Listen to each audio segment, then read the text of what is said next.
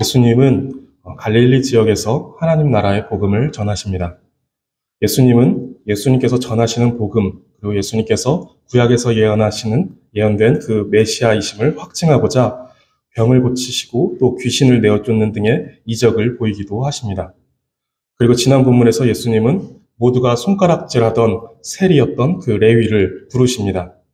돈밖에 모르고 돈을 우상으로 섬기던 탐욕스러운 자였을 것입니다. 그렇지 않고 유대인이 이방인의 권력을 등에 업고 동족의 피땀이 스며 있는 그 세금을 착취하면서 호의호식할 수는 없었을 것입니다. 레위는 그만큼 탐욕스러운 자였을 것이고 돈밖에 모르는 자였을 것입니다. 그러나 예수님을 만나고 예수님에 대한 믿음을 갖게 된 레위는 새로운 사람이 되었고 그의 삶은 변했습니다. 누가는 그가 모든 것을 버리고 예수님을 따랐다라고 말합니다.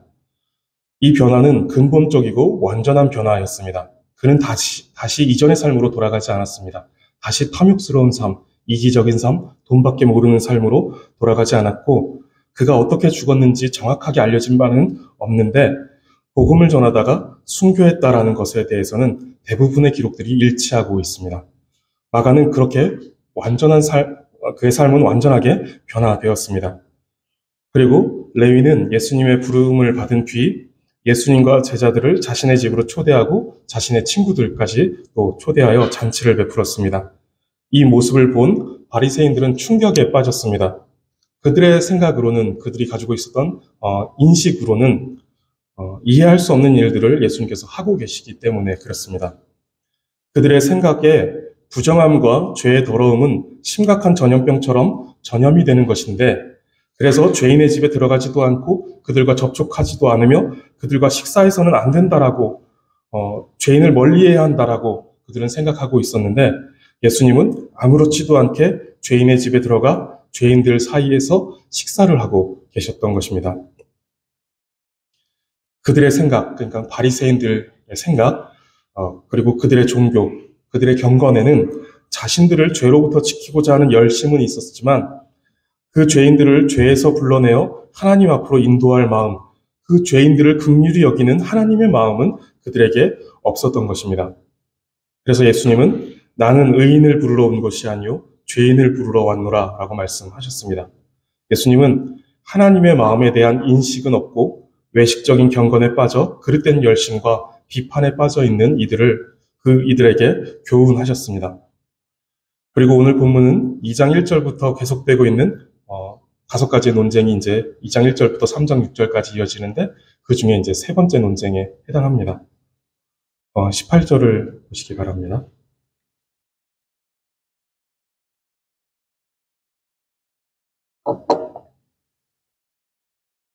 (18절에) 보시면 요한의 제자들과 바리새인들이 금식하고 있는지라 라고 말씀합니다. 보시듯이 오늘의 논쟁의 주제는 금식입니다. 바리새인과 요한의 제자들은 금식하는데 당신의 제자들은 왜 금식하지 않습니까? 라고 이렇게 묻고 있는 것이죠. 오늘 본문 외에도 이 금식에 대해서 예수님께서 가르치시는 내용이 있습니다. 산상수훈에 보면은 금식할 때에 너희는 외식하는 자들과 같이 슬픈 기색을 보이지 말라. 그들은 금식하는 것을 사람에게 보이려고 얼굴을 흉하게 하느니라. 그래서 이제 외식하지 말아라. 그리고 사람에게 보이려고 하지 말아라. 라고 하는 그런 내용들을 말씀하셨죠. 금식은 당시 경건을 추구하는 하나의 방식으로서 흔히 볼 수 있는, 유대사회에서 흔히 볼 수 있는 모습이었습니다. 당시 유대 사람들은 경건의 세 기둥이라고 해서 세 가지를 중요하게 여겼습니다. 하나는 구제였고, 하나는 기도였습니다. 그리고 남은 하나가 이 금식이었습니다. 예수님은 산상수훈에서 이 세 가지를 모두 언급하시며 외식하지 말고 은밀히 보시는 하나님 아버지 앞에서 행해야 한다라고 말씀하셨습니다. 그만큼 이들의 경건은 진실됨과 또 하나님 앞에서 해야 한다라는 이 인식이 결여된 껍데기 경건에 불과했습니다. 이런 경건의 모양은 있지만 그 경건의 내용이 없었다라는 것이죠.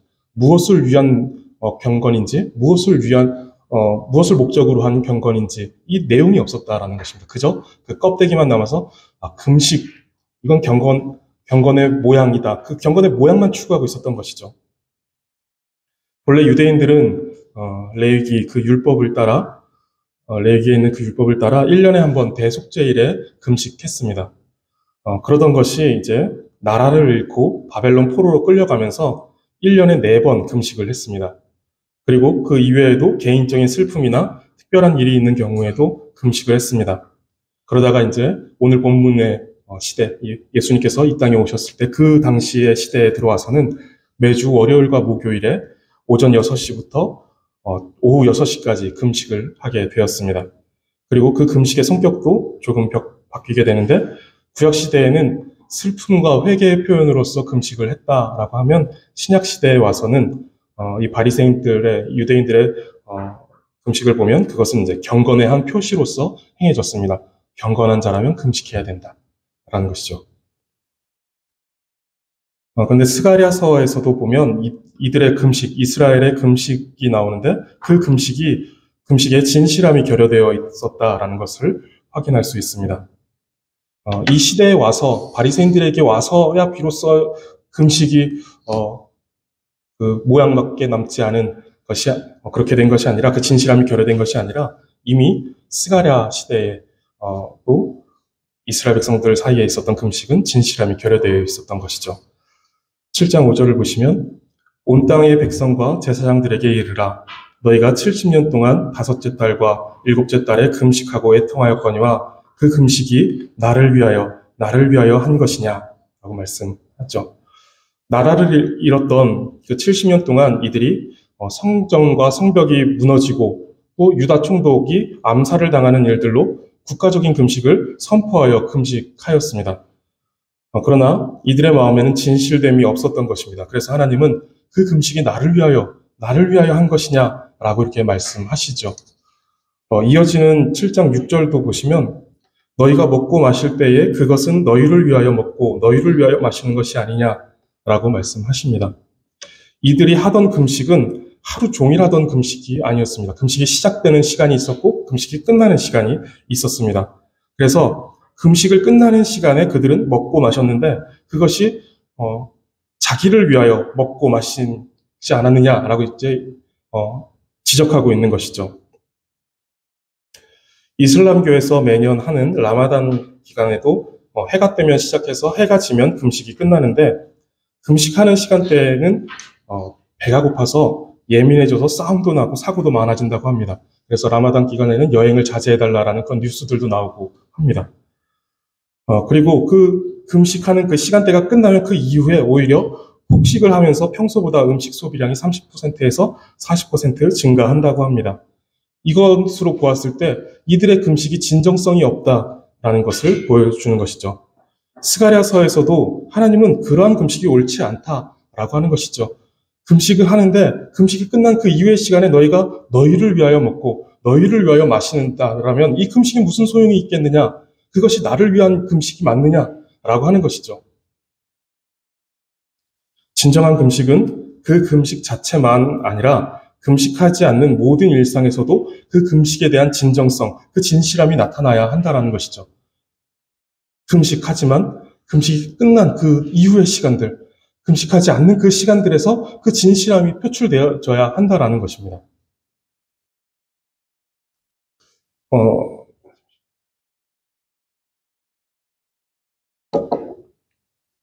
이탈리아의 수도자였던 성 프란시스라는 분이 그분의 금식에 대한 유명한 일화가 있습니다. 한 번은 그의 제자들과 함께 40일 금식 기도를 하게 되었는데 제자 중 한 사람이 그냥 금식하는 것은 너무 쉬우니까 우리가 주님을 사랑하는 것을 더 확고히 하기 위해서 스프를 만들어서 기도하는 그 앞에다 놓고 우리 금식하면서 기도합시다 라는 이런 제안을 했다는 것입니다. 그리고 그렇게 기도를 시작했습니다.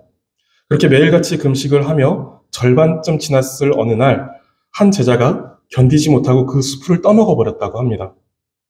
그러자 다른 제자들이 일제히 그 스프를 떠먹은 제자를 노려보면서 못마땅해 했습니다. 그리고 스승인 성 프란시스가 이 일을 어떻게 할지, 이 일에 대해서 어떻게 이야기할지를 보는데 갑자기 이 성 프란시스가 자기 앞에 있는 스프를 다 마셔버렸다라는 것입니다. 제자들이 놀라서 이게 어떻게 된 일인가 어리둥절해 있는데 성 프란시스가 이렇게 말했다고 합니다.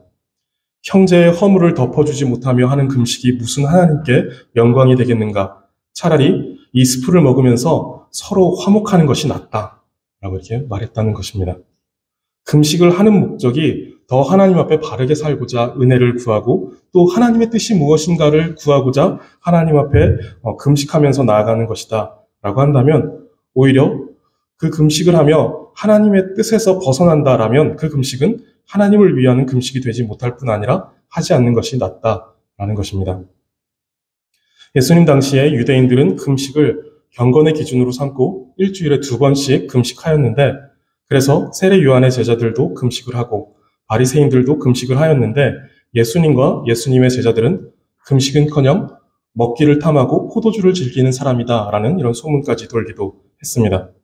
그러니 그들이 와서 당신의 제자들은 왜 금식하지 아니하나이까? 라고 묻는 것입니다.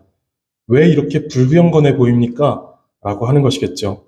그들에게는 금식을 하는 행위가 경건의 기준이 되어 있었기 때문에 그렇습니다. 금식이 경건의 기준이 될 수 있을까요? 금식을 하느냐 마느냐, 40일 금식을 했느냐, 3일 금식을 했느냐, 일주일 금식을 했느냐, 이것이 경건의 차이를 보여줄 수 있을까요? 우리의 신앙을 판단하는 근거로 어떤 행위를 들 수 있는가라는 것입니다. 그럴 수 없습니다. 조금 다른 예로 새벽 기도를 빠지지 않고 매일 하는 사람은 경건한 사람일까요? 답은 그럴 수도 있고 아닐 수도 있다라는 것입니다. 왜냐하면 새벽 기도를 하고 안 하고가 그의 경건, 그의 신앙을 판단하는 기준이 될 수 없기 때문에 그렇습니다. 근데 우리는 날마다 이제 그 오류에 빠져버리죠. 어떤 신앙의 행위를 가지고 저 사람의 신앙을 판단하려는 그런 오류에 빠지게 됩니다. 그러나 결코 그럴 수 없는 것이죠. 매일 새벽 기도를 나와서 1시간씩 기도를 하고 가는데 그 기도의 내용이 자신의 탐욕으로 가득 차 있다라면 1시간뿐만 아니라 온종일 그가 기도만 한다고 해도 그 사람을 경건하다라고 할 수 없을 것입니다. 그런 기도는 다른 종교에서도 얼마든지 찾을 수 있습니다. 혹은 그것이 자신의 경건을 자랑하기 위한 마음에서 비롯된다면 그래서 그것이 자신을 높이고 다른 사람에게 당신은 왜 기도하지 않습니까? 라는 이 비판의 날이 된다면 그건 역시 경건하다고 할 수는 없습니다.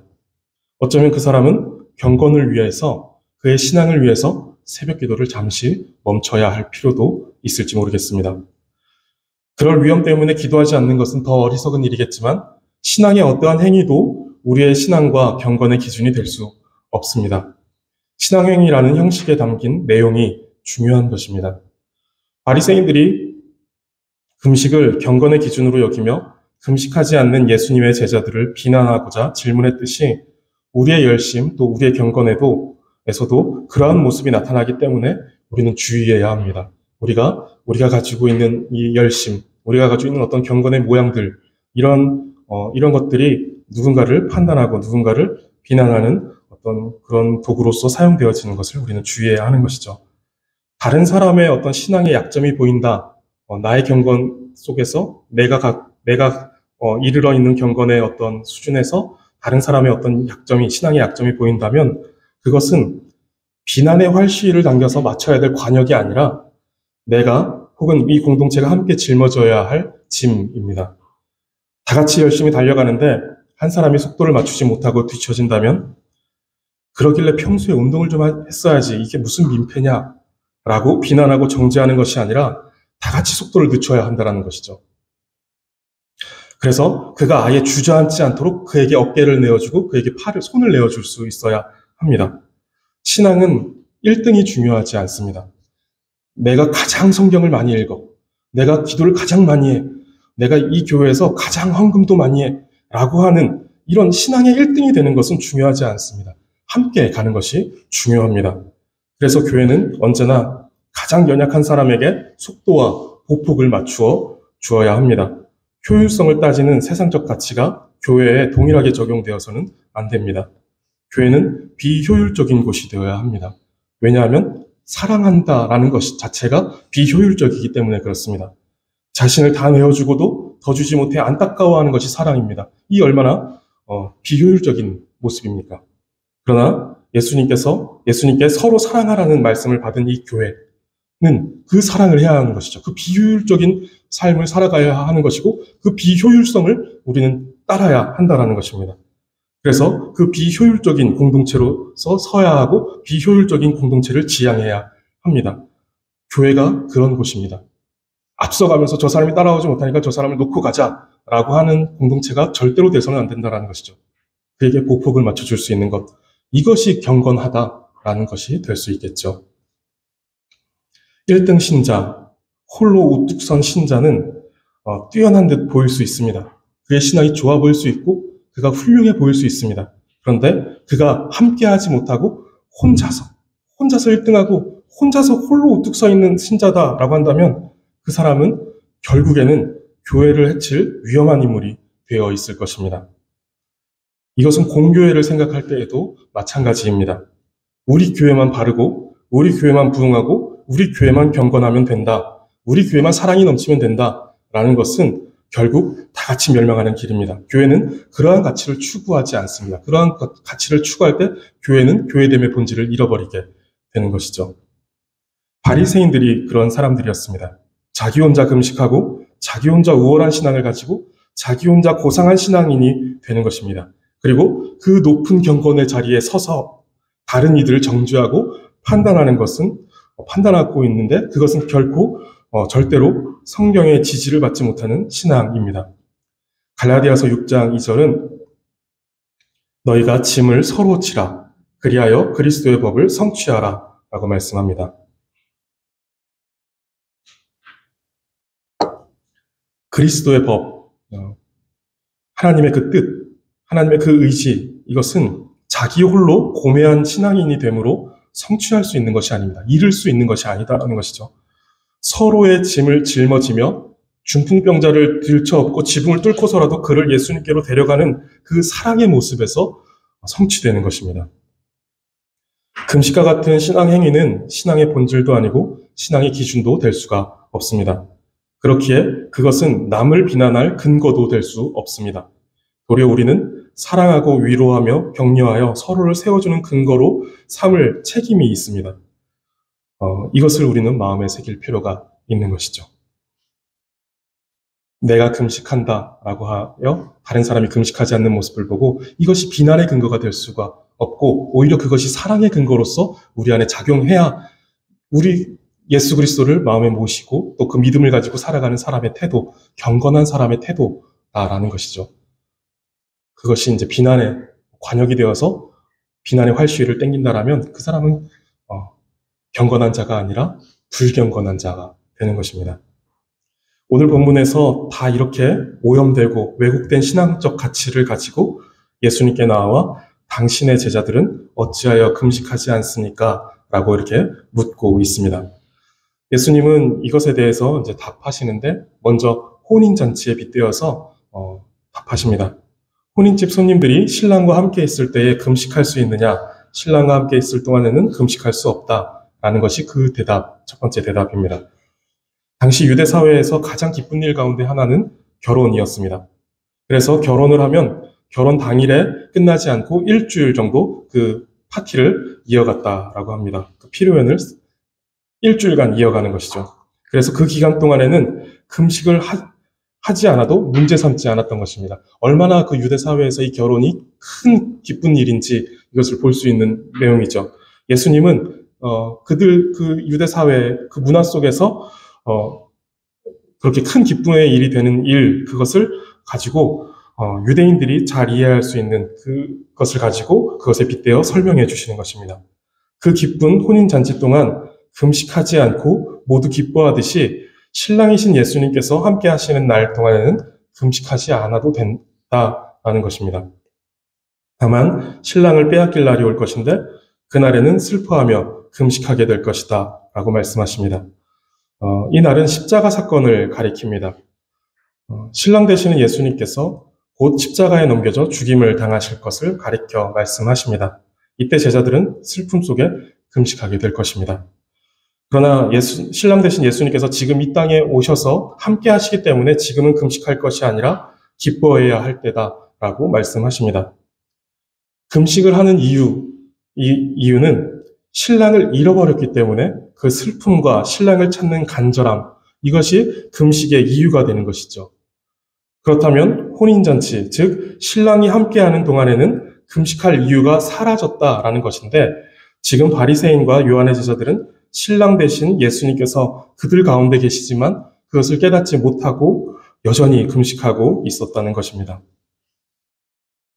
예수님은 지금 이들의 금식이 얼마나 어리석은 일인지, 그리고 얼마나 이 상황 속에서, 신랑 대신 예수 그리스도께서 오신 이 상황 속에서 얼마나 조화롭지 않은 일인지, 너무 기쁜 일인데 신랑이 우리 가운데 와 있는데, 그래서 혼인잔치가 시작되었는데 이들은 여전히 그 사실을 모른 채 슬퍼하며 금식하고 슬픈 기색을 띠면서 있다라는 것이죠.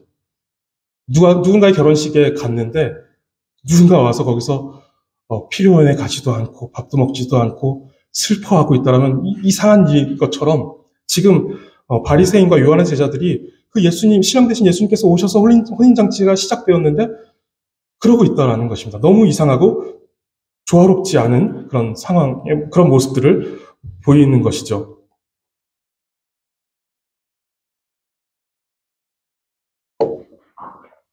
하나님의 아들 예수 그리스도의 복음이 시작되었는데, 즉 왕이신 예수 그리스도께서 하나님의 나라를 이끌고 이 땅에 오셨고, 그래서 하나님의 나라가 이 땅에 임했는데, 그 나라의 새로운 질서가 시작되었는데, 이제는 이전의 질서가 아니라 새로운 질서가 시작되었는데 아직도 율법을 인간적으로 해석하여 문자적으로 지키는 그 낡은 질서에 의존하려고 하는 것이 어리석다라는 것입니다. 예수님께서 오심으로 새로운 질서, 예수 그리스도로 말미암는 구원, 예수 그리스도로 말미암는 그 구원의 풍성함이 우리 가운데 임했는데, 그 나라가 임했는데 여전히 그 낡은 질서, 금식해야 한다, 무엇을 행해야 한다라고 하는 문자적인 그 해석, 낡은 해석, 그 낡은 질서에 의존하려고 하는 것, 이것은 어리석은 것입니다. 그리고 그것이 얼마나 어리석은 일인지에 대해서 이어지는 두 가지의 비유를 통해 설명해 주십니다. 먼저 생배 조각, 즉 아직 세탁을 한 번도 한 적이 없어 줄어든 적이 없는 새 옷감을 말합니다. 그런 옷감을 낡은 옷감에 이렇게 기운다라면 이후에 그 새 옷감이 줄어들면서 낡은 옷을 잡아당기게 될 것이다라는 것이죠. 그러면 그 낡은 옷감은 오히려 그 새 옷감으로 인해서 더 망가지게 될 것이다 라는 것입니다. 그렇기 때문에 낡은 것과 새 것은 함께 할 수 없다라는 것을 말씀하고 있죠. 22절도 마찬가지입니다. 새 포도주는 가죽 부대에 넣으면 아직 다 발효되지 않았기 때문에 그것이 발효되면서 가스가 발생하고 또 팽창되어지는데, 이미 신축성을 잃어버린 낡은 부대에 그것을 넣는다면 견디지 못하고 터질 것입니다. 그렇기 때문에 새 포도주는 신축성이 있는 새 부대에 넣어야 한다는 것이죠. 새 옷감과 새 포도주는 예수님을 통해 도래한 하나님의 나라와 그 안에서의 구원, 그리고 복음의 풍성한 삶을 가리킵니다. 그리고 헌 옷과 낡은 가죽 부대는 오랫동안 문자적으로 지켜져온 율법주의와 유대 전통을 가리킵니다. 율법을 인간적으로 해석하여 문자적으로 지키는 이 낡은 질서에 갇힌 요한의 제자들과 바리새인들은 그 낡은 질서를 기준으로 예수님과 예수님의 제자들을 비난하고자 했습니다. 그러나 예수님은 복음이신 그리스도 자신께서 오심으로 낡은 질서가 아니라 새로운 질서가 시작되었고, 그 새로운 질서는 낡은 질서에 담길 수 없다라고 말씀합니다. 오해하지 않으시겠지만 율법을 버려야 한다, 구약은 이제 필요 없다라는 것이 아닙니다. 복음이신 예수 그리스도를 기초로 하여 그 위에 세워져야 한다라는 것입니다. 낡은 질서라는 것은 예수 그리스도가 없이 지켜져온 종교적 관습, 문자적 율법 해석입니다. 여기서 이제 낡은 질서다라고 할 때 그 핵심은 그 안에 예수 그리스도가 없다라는 것입니다. 이것이 핵심입니다. 그런데 낡은 질서에 예수 그리스도께서 기초가 되신다고 하는 것은 낡은 질서와 새 질서가 조화를 이룬다라는 것은 아닙니다. 전혀 새로운 질서를 말합니다. 바울이 그것을 잘 보여줍니다. 바울이 그리스도 없이 구약의 율법과 전통, 그에 따른 열심을 가지고 그리스도를 믿는 유대인들을 핍박하였습니다. 교회를 핍박하였죠. 그러나 그가 예수님을 만나자 그가 가진 것에 그저 예수님이 더해진 것이 아니라 그가 가지고 있었던 율법의 열심, 거기에 율법의 전통, 이런 것에 예수님이 그저 이제 더해진 것이 아니라 새로운 것이 되었습니다. 전혀 새로운 것이 되었다라는 것이죠. 그래서 고린도후서 5장 17절에서 그런즉 누구든지 그리스도 안에 있으면 새로운 피조물이라. 이전 것은 지나갔으니 보라 새 것이 되었도다 라고 이렇게 고백하는 것입니다. 바리새인과 요한의 제자들은 금식과 같은 낡은 질서를 따라 하나님 나라의 도래를 기다렸습니다. 그리고 그것으로 자신들의 신앙을 드러내고 증명하려고 했습니다. 그런데 그들의 그 낡은 질서에는 그리스도가 없었습니다. 이것이 핵심입니다. 그래서 신랑이신 예수님께서 함께 하심에도 그들은 그 혼인잔치에 들어와 기쁨을 누리지 못하고 슬픔 가운데 금식하는 일을 여전히 반복하고 있었던 것입니다. 그마저도 외식적인 반복이어서 자신의 의의를 드러내며 안 하니만 못한 불경건한 마음과 태도를 만들어낼 뿐이었습니다. 신앙은 그리스도 위에 세워지는 것입니다. 그리고 내가 행하고 내가 이룬 무엇으로 증명해내는 것이 아니라 그리스도께서 행하시고 그리스도께서 이루신 일로 말미암아 증명되어지는 것입니다. 자랑할 것이 내 속에는 없고 오직 주의 십자가를 통해 이루어진 일들이기 때문에 자랑할 것은 내가 행한 무엇이 아니라 그리스도께서 행하신 그리스도의 십자가밖에 없다라는 그 진실된 신앙 고백이 우리의 신앙을 증명해 주는 것입니다. 예수 그리스도께서 우리 신앙과 삶의 기초가 되신다는 것은 탐욕스럽고 이기적인 나의 삶의 한켠에 예수님의 자리를 놓아드린다는 것이 아닙니다. 여전히 나의 탐욕스러움과 이기적인 삶이 있고 한켠에 예수 그리스도께서 자리를 잡고 들어오셔서 어떤 시간 속에서는 어떤 삶의 부분에서는 여전히 탐욕스러움을 추구하고 또 교회 또 어떤 시간 속에서는 그리스도를 추구하고 하는 그런 삶이 아니다라는 것입니다. 전인적인 변화를 말합니다. 전혀 새로운 피조물이 되어지는 것, 새 것이 되어지는 것을 말합니다. 모든 생각과 모든 추구와 모든 가치를 그리스도 앞에 굴복시키며 그리스도의 말씀과 그리스도의 뜻과 그리스도의 의지에 붙들려 살아가는 것입니다. 나는 죽고 그리스도로 살아가는 것입니다. 오늘 교회 안에는 수많은 종교인들이 있습니다. 저마다의 열심과 열정이 있고 또 저마다의 어떤 철학과 가치관을 가지고 성경과 신앙적 관습 그리고 그 신앙의 문화를 스스로 선택하여 살아가는 것입니다. 이런 종교인들이 있다라는 것이죠. 그들은 잔칫집에 들어와 있으나 그 구원의 즐거움과 복음의 풍성함, 그 진리 안에서의 평안과 위로를 누리지 못합니다. 그들은 그리스도의 십자가와 그 의의를 의지하지 않고 자기의 의의를 의지하기 때문에 자신의 열심을 자랑하고 자신의 그 어떤 높은 지식을 자랑합니다. 그들은 그들의 열심이 커지고 지식이 늘어나며 신앙의 경험이 더해갈수록 무서운 괴물이 되어 교회를 망가뜨리고 갈라지게 하며 지체들의 마음에 상처를 안겨줍니다. 그러나 그리스도 안에 있는 자들은 잔칫집에 들어와 구원의 즐거움, 그리고 복음의 풍성함, 진리로 말미암는 평안과 위로를 누립니다. 내세울 의의가 조금도 없지만 성령께서 그리스도의 의의로 우리를 덮어주심으로 심판이 아니라 구원을 얻게 됨을 깨닫게 됩니다. 그래서 열심과 지식과 경험이 나를 자랑하는 근거가 아니라 그리스도의 사랑과 은혜에 대한 반응으로 나타나 그리스도를 자랑하게 됩니다. 그리고 그 열심과 지식과 경험이 더해가면 더해갈수록 그들은 더 사랑하고 또 더 이해하고 더 인내하는 방향으로 그 풍성함을, 그 구원을 누리게 되는 것입니다. 또한 오직 그리스도의 은혜를 고백하는 자들은 자신의 가난한 영혼을 고백하는 자들이기 때문에 나는 할 수 없고 오직 예수 그리스도의 은혜로 말미암았다라는 것을 고백하는 자들이기 때문에 겸손하고 온유한 그 성품을 가지고 교회의 지체들, 이웃을 사랑하고 섬기는 일을 더 힘쓰게 될 것이다 라는 것입니다.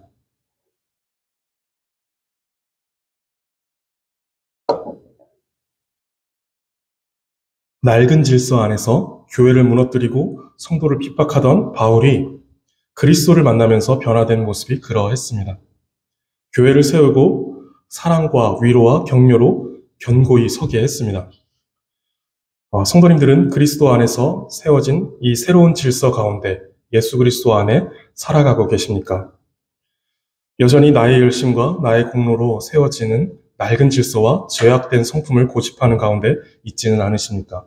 경건의 모양만 남아있고 그 속에 그리스도가 없는 그런 모습으로 종교인의 삶을 살아가고 있지는 않으십니까? 우리의 마음과 우리의 생각, 우리의 삶에서 나타나는 여러 모습들이 그것을 증명해 줄 것입니다. 내가 그리스도 안에서 그리스도로 말미암는 새로운 질서로 말미암아 새로운 피조물이 되었는지, 그리고 내가 그 구원의 기쁨과 즐거움, 그 복음의 풍성함을 누리며 그 잔치 가운데 살아가고 있는지 이것들을 보여줄 것입니다. 우리의 신앙은 우리의 행위가 아니라 우리의 종교적 열심이 아니라 오직 예수 그리스도로 말미암아 일으켜집니다. 그리고 세워집니다. 예수님이 우리의 유일한 소망이시고 길이 되십니다. 이것이 우리가 붙들 새로운 질서입니다. 그리고 그리스도 안에서 이 새로운 질서를 따르는 것은 홀로 높아져서 누군가를 비난하는 것이 아니라 오직 은혜로 된 줄 알고 겸손히 서로를 사랑하며 세워주는 것입니다. 예수 그리스도를 믿는 그 믿음 안에서 서로를 사랑하며 함께 세워져가는 우리의 삶이 되기를 바라겠습니다. 기도하겠습니다. 하나님, 우리의 신앙이 우리의 오름도 아니고 우리의 열심도 아니고 오직 예수 그리스도로 말미암는 줄 잘 알고 있지만 바리새인처럼 우리의 오름과 열심을 계산하며 스스로 높아지려는 죄성이 가득하고 다른 사람을 판단하려는 교만함이 가득한 우리임을 주께서 불쌍히 여겨 주시옵소서. 겸손히 그리스도를 고백하고 그리스도만 높이는 신앙이 되게 하여 주시옵소서. 그리스도께서 우리와 항상 함께 하시는 것을 믿고 기뻐하는 신앙이 되게 하여 주사 우리가 주의 구원을 즐거워하고 또 복음의 그 풍성함을 누리는 우리의 삶이 되게 하여 주시옵소서. 이러한 신앙이 또한 우리 개인에게서 추구되는 것으로 끝나지 않고 함께하는 교회 안에서 사랑과 위로 가운데 또 격려하는 가운데 추구되고 또 세워져 가게 하여 주시옵소서. 감사드리며 예수 그리스도의 이름으로 기도드립니다. 네.